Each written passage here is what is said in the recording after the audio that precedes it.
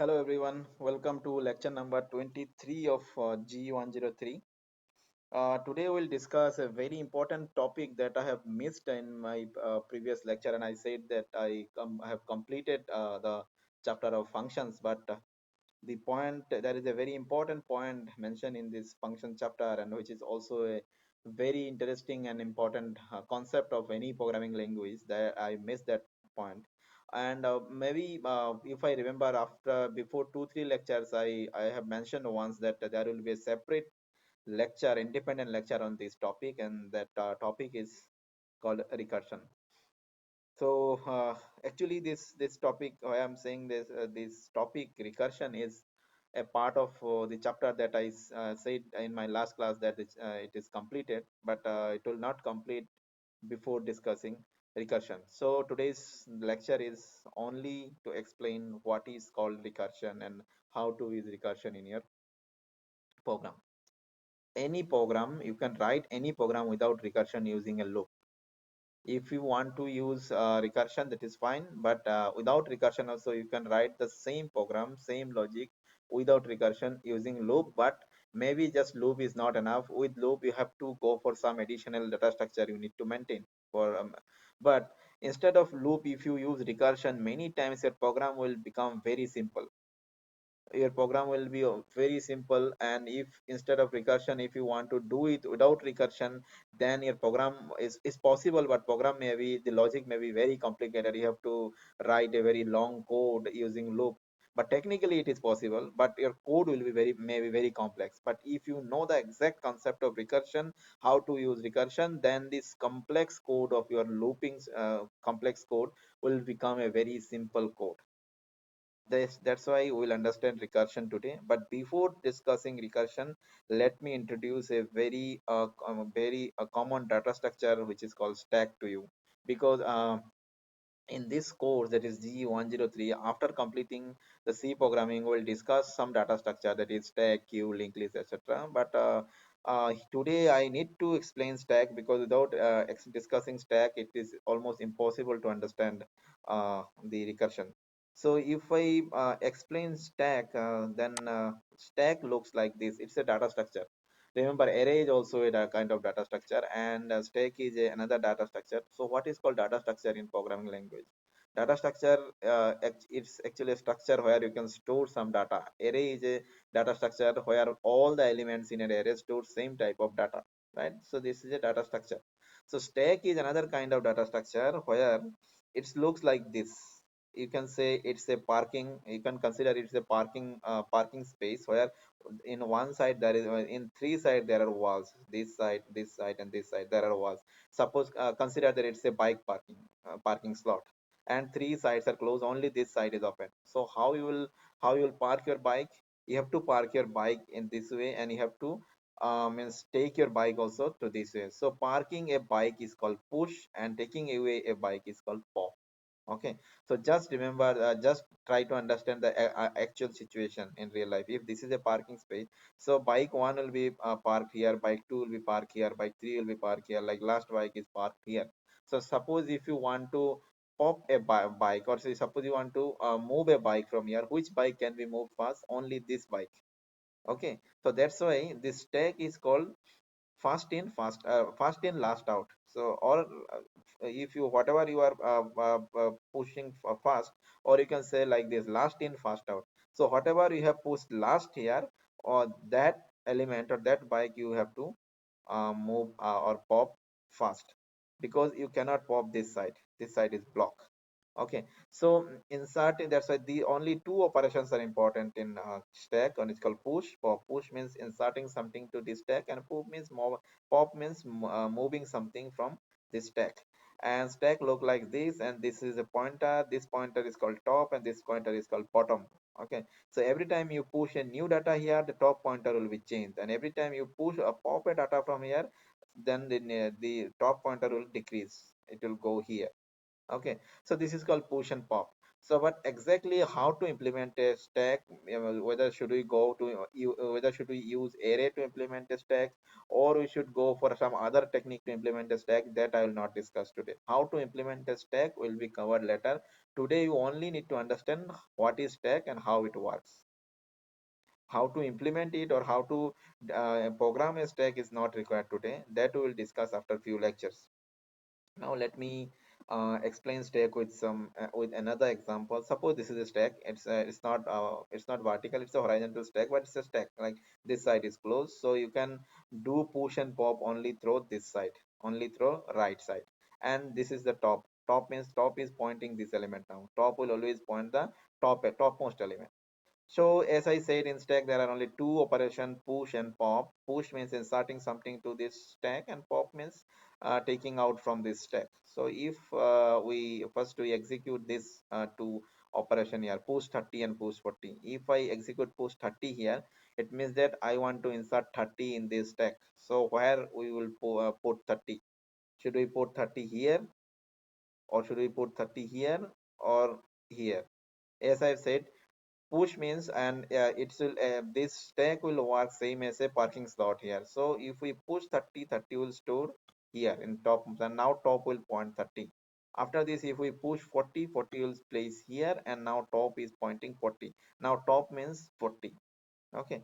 At this point, if I go for pop once, then which element will be pop? If I go for pop now, then we have to pop last in first out. Which element insert at last, pop pushed last, will be deleted or will be removed. That means we will remove 40. So the moment we execute pop, it will remove 40. It will remove 40, and now again top is 30. If I again execute pop, then 30 will remove, and now top will point 20. If I again execute pop, then 20 will be removed and top will point to 16, like this. So a stack, you have to understand the simple thing of stack is it allows insert and delete in only one side, in only in top side, and it's follow last in first out order. Whatever element you have inserted last will be removed first. You cannot directly remove 23. If you want to remove 23, you have to remove all these elements first, and then only you can remove 23. Same as bike parking. If you park your bike here at 23, then you cannot remove your bike from this parking slot, or you have to wait for the other bikes from 20 to 24 to remove from this parking slot, then only you can remove your bike 23. Otherwise it's not possible. The same thing is true for stack also. So I think the basics of stack is clear. If anything about stack is not clear, just write stack and search in Google. You will find many articles in internet about stack. Just read any of them. Maybe you can go to Geeks for Geeks website and just search the basic concept of stack. You'll understand it. What is called stack. Okay. But again, I am saying you that how to implement a stack in programming, in C programming, is important for you, but not now. We'll understand how to implement it after discussing linked list in class. So maybe at the just before end sem. So for now on, from at this moment, just try to understand that what is stack. What is stack? If you understand what is stack, that is enough, because the concept of stack is required in recursion. Basically, concept of stack is required in function call. So that's why I'm explaining stack. Okay. So stack is done. So after stack is done, let me return to this concept that I am planning to discuss today, which is called recursion. So before starting recursion, let me write a very simple program for you, and you guess the output. I'll not run the code first. I will um, just guess the output. How are you? Hello, how are you? And what should be the output of this program? I'm not waiting much here, but you can do, or what we can do, pause the video here and try to understand the output of this program. What do you think? What will be the output of this program? Obviously, the first line saying it will print hello, how are you? That is fine. There is no issue. But see line number five. Line number five is again calling main. So it's a function call. So you know now, whenever we call a function, we go to that function and try to execute from that function. But the problem here, you can see The main function which is starting from line number 3, at line number 4 it is printing something, and at line number 5 it is calling the same function again. It is calling the same function main again. So if you run this code now, let me run this code. See, wait, it will run. uh,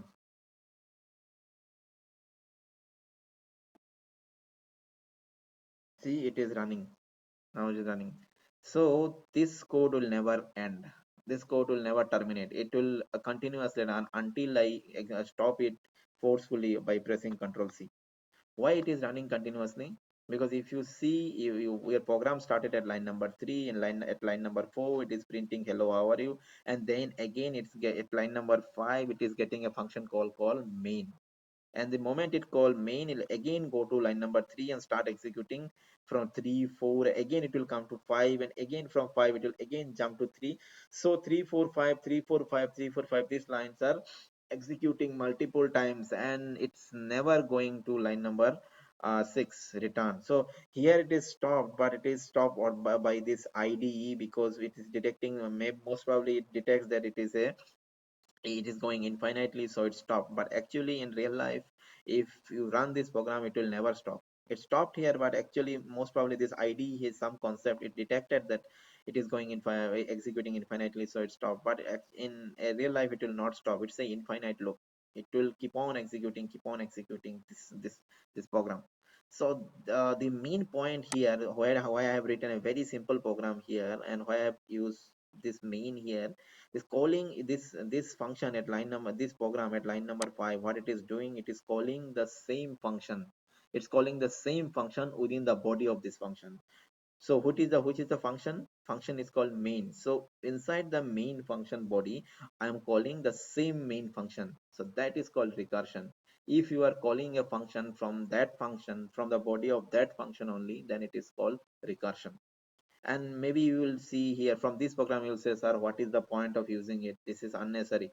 Yes, if for this particular program, using recursion in this way is not good, because if you are using a recursion, the first point, the most important point is controlling the recursion.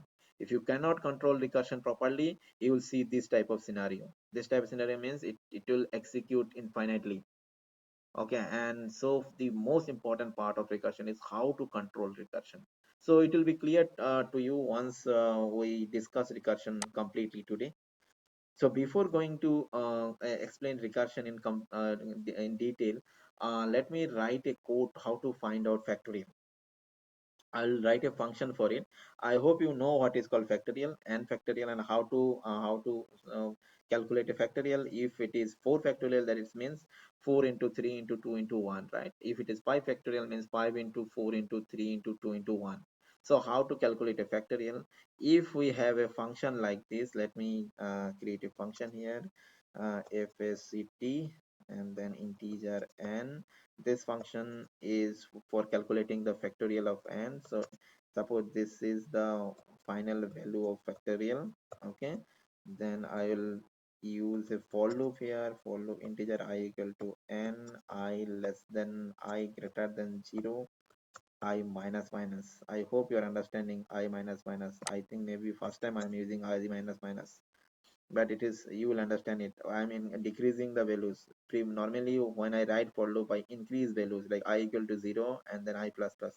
Here I'm starting from the larger value and going decreasing it until it reaches I reaches 0. And the value is, sorry, this value should be 1.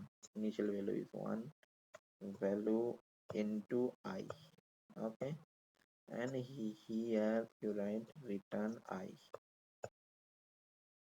Fine. And sorry, not I, it should be value. Should be value. It will return value. And let me declare this function here.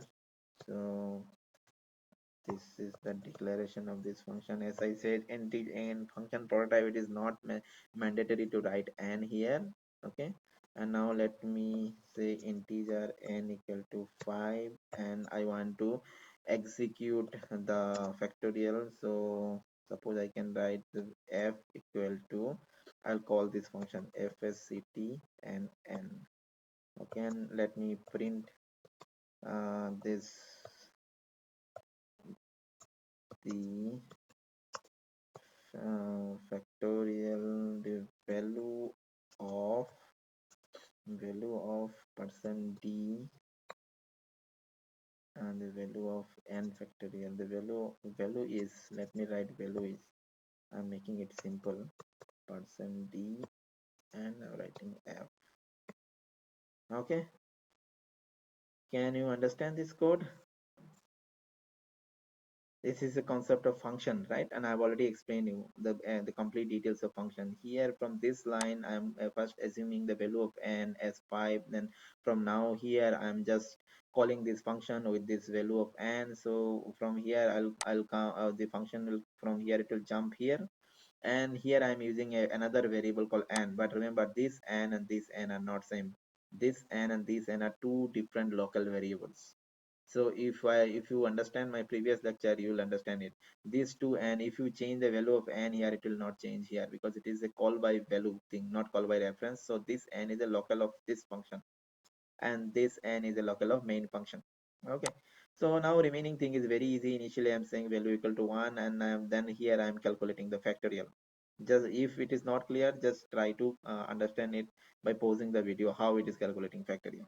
Okay, and then I'm returning the value, I'm printing it here. So let, if I run this code, it will print the factorial of this 5. So this line is not required, it is unnecessary printing hello how are you. Now it is, the value is 120. If I change 5 to 6, then it will show you 6 factorial and 720, right? So this is how you can write a code if I execute a factorial using for loop. And as I said, why I'm writing this code, basically I'll convert this code to a recursive technique, because now I have written this code using a loop. Maybe it's a for loop, but you can easily write it with using any loop, while loop or do while loop. But now what I will do, I'll convert this code to a recursive format. So what for this, what I will do here, I'll simply change this code, and I'll write something else here to implement recursion. So what I will do here, I'll write a code like if n equal to 1, then return 1 1. Otherwise, if uh, otherwise we'll write, let me write if else, it will be easy for you to understand. These braces are not required actually, but why I'm giving braces, to make it clear that for you, it will make easy to understand. uh, and then I will write here value equal to value into FACT, then n minus 1, and then here I'll write that it will to return value. Okay, maybe let me change some. This should be n, it should be n, I think. Now I think it's correct. Let me run the code. See, it is running 720 for 6. If I change it for 5 and I call this function again, then it will go for 120. If I want to calculate factorial of 4, then just run this code now, then it is going 24. So this program is also running perfectly fine.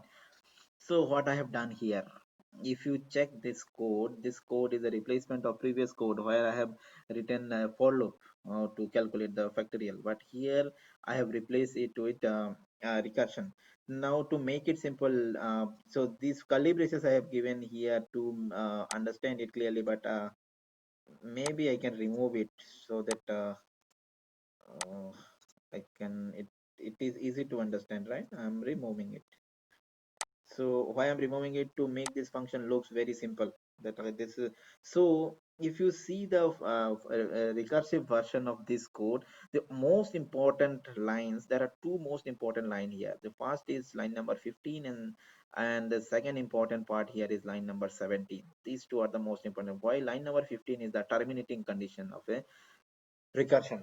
terminating condition means if you remember my previous code from where I was calling main from inside the main, that program was never terminating because I have not given any terminating condition. So that's why recursion, whenever I go for recursion, it means that I'm calling the same function from the function body. You can see here I'm calling factorial from the factorial. That is the same function. So it is a recursion.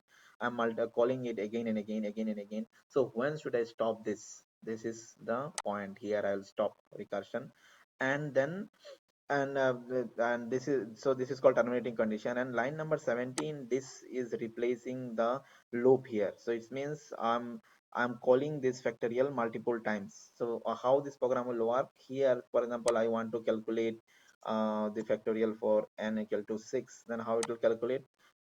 This function will call from here factorial, and the current value of n is 6 will pass here. So when the first time this function will call here in line number 12, it will, the current value of this n is 6. So now it will go here. If n is 1, no, n is 6, so it will directly go here, and it will check value equal to n star, and again it will call for another function. It is factorial n minus 1. So what is n now? 6. So it will call factorial 5 again. So from here again it will call, and again this function it will call for 5. So similarly, for when it will call for 5, for when it will come here, then again it will call for 4, and again it will call for 3, like this. So there will be multiple function call, multiple function, the same function will call again and again from line number 17. So that is called recursion. So how recursion will solve this problem, we'll discuss it now. So for this, I'll use two notepad file here. So let me remove everything. So I'll explain you all this concept again. So what I will do here, mm, whenever there is, we'll use a factorial here. To explain the concept of recursion, we have to use a stack. Why I'm using a stack? Because the programming language also, in computer also, when they want to execute a recursion, they actually internally use a stack. So assume my stack will be here in this window, and stack will be like, the top will be always at first. So initially, suppose this, if the stack has only one element, 20 will be there. If I want to push a new element will be pushed at the top. If I want to push a new element I'll push here at the top, like this. Every time I'll push new element at the top. So I'll maintain stack here, and this is my function. This is here in this slide, I'll explain this function one by one. So initially I'm running it from here, and current value of n is 6, so it will call this factorial 6, so it will come here. So first time I'm executing factorial 6, right? Value of n is 6. So I'll check line number 13. Line number 14 will not execute because n is 6, so it will directly go here 17. Okay, and it is saying value equal to n star, and again it will call for this function. It is called for factorial this function again for value 5, because 6 minus 1 is 5. So this important point that you have to remember here, whenever you are calling a recursion again, the moment you are calling a new function, so you are calling for another, calling this function again, the previous condition must be stored. So why I'm saying this, so just remember the first condition. When n was 6, you have executed this line. Okay, and now you are executing value equal to n is 6, now 6 star, and you want this, you want to calculate this. But before completing the function of this, before completing this function, you are calling again, isn't it? Why I'm trying to say here that n was 6, so you are calculating n is 6 now. So suppose if I consider that this line is not here, I'm stopping this line here. If this is the case, then value will be n, then you will return this value, then only the function execution is completing. But here for n equal to 6, the function execution is not completing, right? Before completing, because we are not reaching return. Before reaching return from line number 17 only, we are calling another function, right? So this function is not completing properly. So at that case, what should be done? This function will be stored in a stack, and then it will go for the next function call. Actually, this is same for any function call that I have not mentioned previously.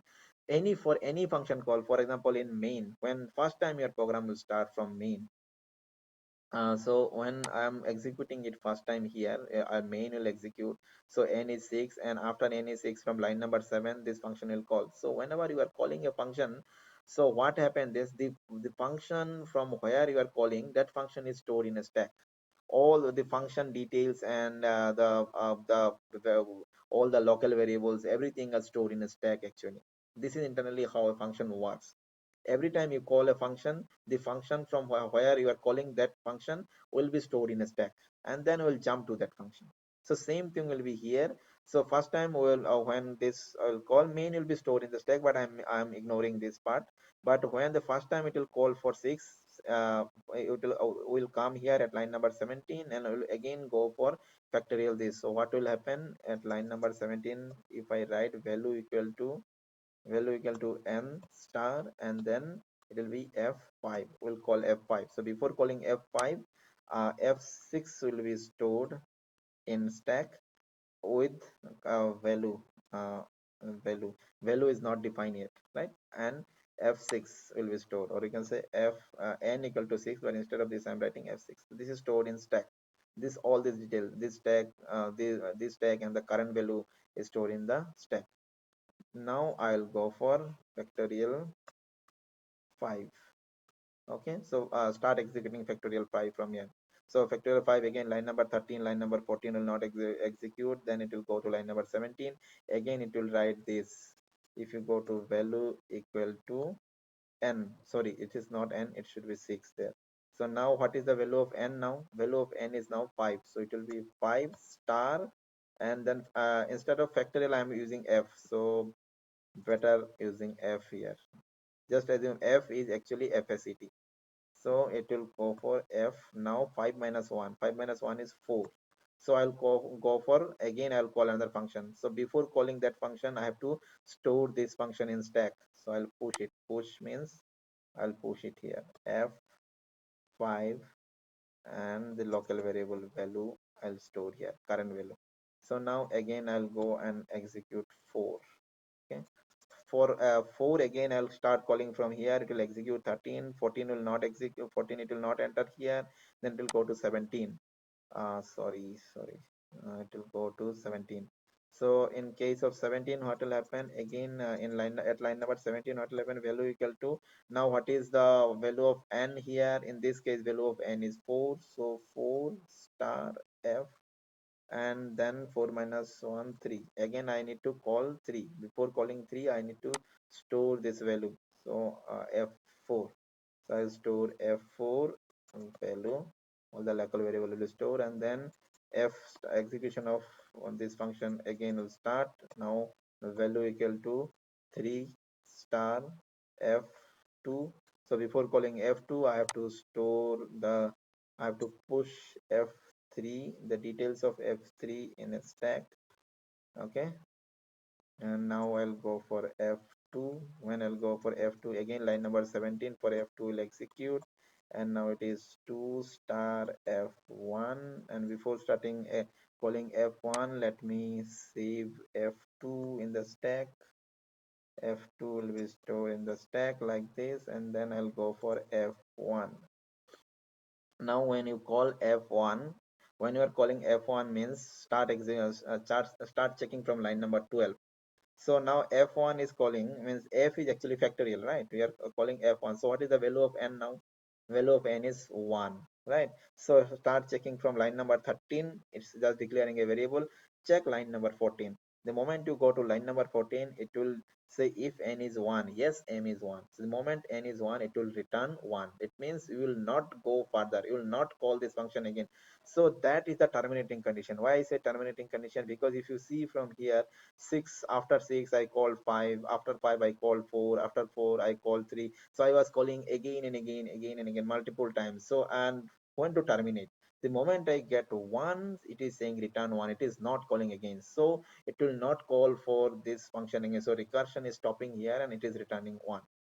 So from here what I am doing, I am returning 1. So where this value 1 will return, isn't it? Where this value will return. Normally, if you understand my previous lecture, I say that every time a function return a value, where it is return, it return the value from where it has been called. So f1, from where f1 is called, f1 is called from this line, right? F1 is called from this line. So the moment you want to return something, you have to go to this stack. You have to go to this. This is the concept of any function return. So if moment you want to return something, you have to go to stack and pop this first one. Pop this first one. The moment you pop this, you will understand it. Okay. After popping this stack, you will understand that okay, I have to go to this function f2 means I have to go to this location. That is stored here actually. The pointer is stored here, and all the local variables are stored here. So I'll pop this. Sorry. I'll pop this. This will be popped from the stack. Okay, so this one will be returned here, and in place of f1 I'll write 1. Okay, now it is now we are in which line? We are in this line of f2. We are in this line of f2. So this factor n minus 1 is returning 1. So now it is 2 into 1, that is 3. So line number 17 is now done for f2. We'll go here and return value. So what is the value here? 2 into 1, it is 3.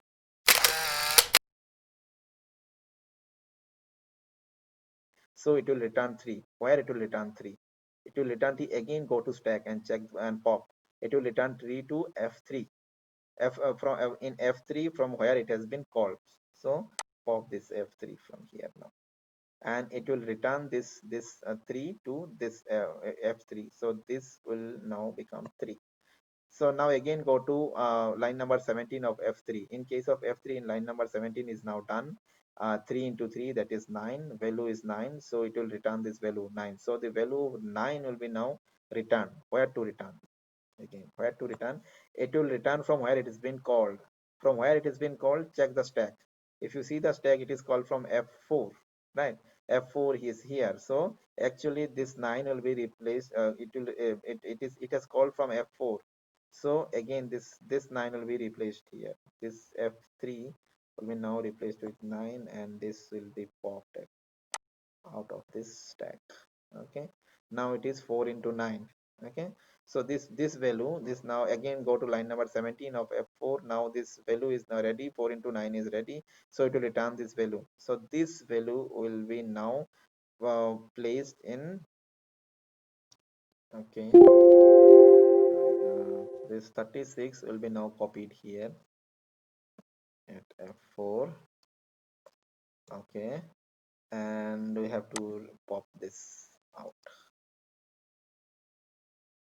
Okay, now this 5 into 36 equal to, now from here if you check the function here for f5, then line number 17 is value equal to n minus n star factorial 5 factorial 4. So factorial 4 is now 36. It's ready here, right? So factorial, so now this current value is 180.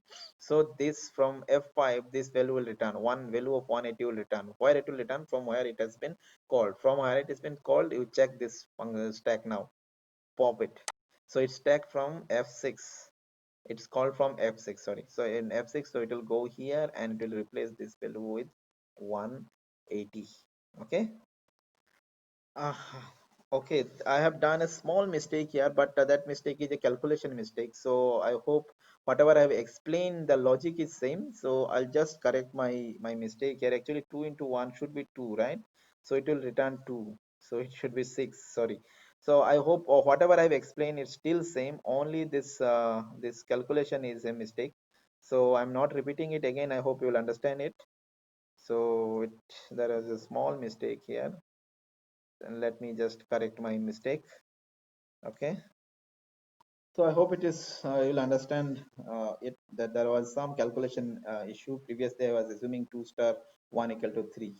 So remaining things are done. So what I have explained till this point I've explained. So now the f6, f5 is returned to f6. Now the value is 6 star 120. So 6 star 120 is 720. So 720 will return.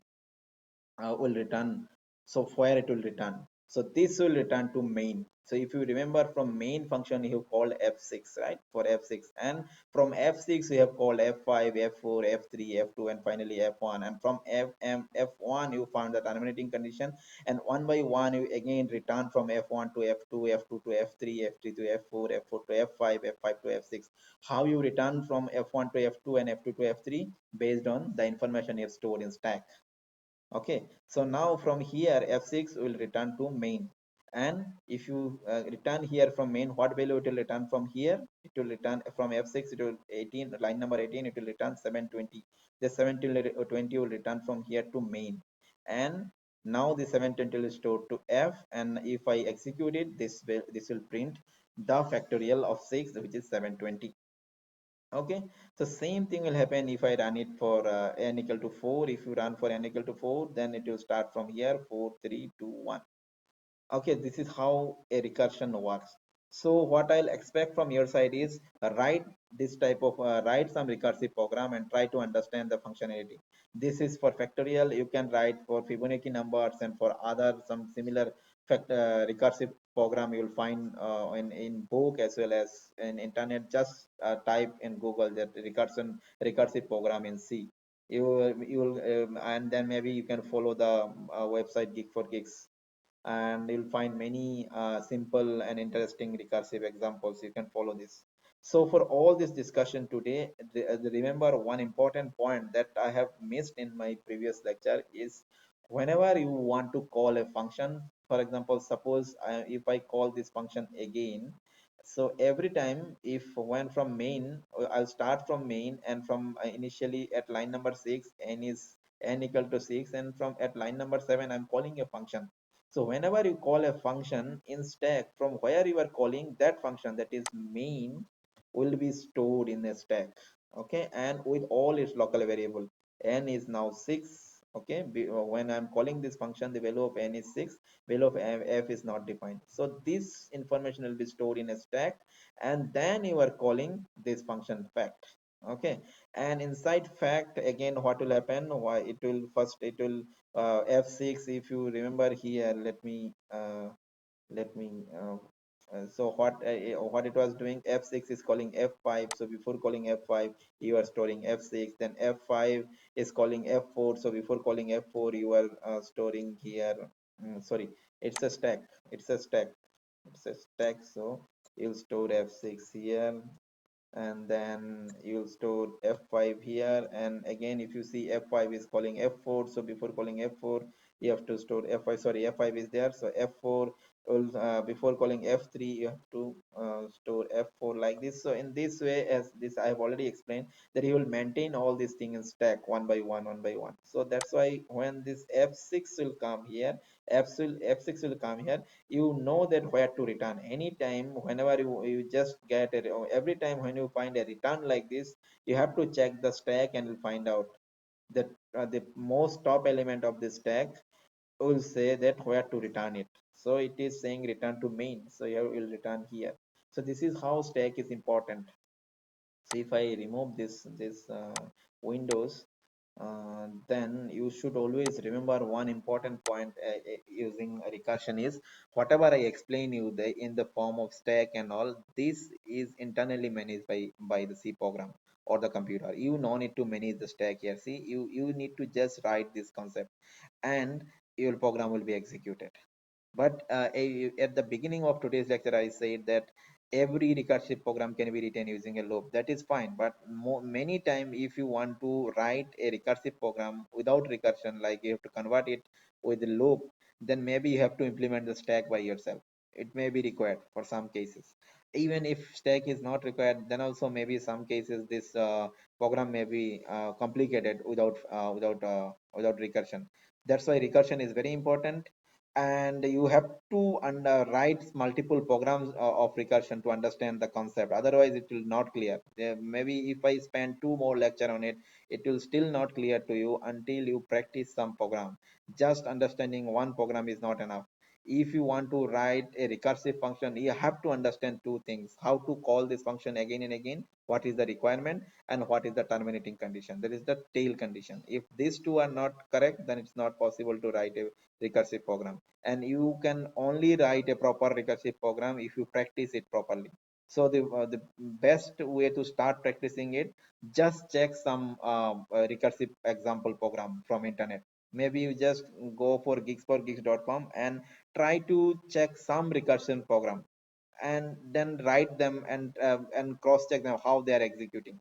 So in this way you will understand, or maybe you can use the concept of stack that I have used to understand Fibonacci series, or Fibonacci series programming, or some other recursive program. Then only everything will be clear to you. Okay, so I hope whatever I have explained today is clear.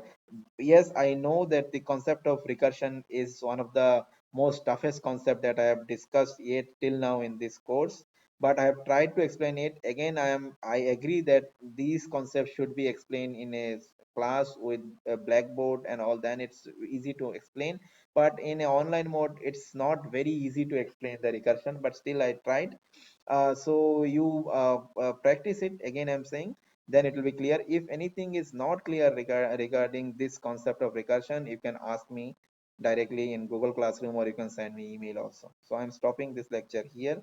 Thank you.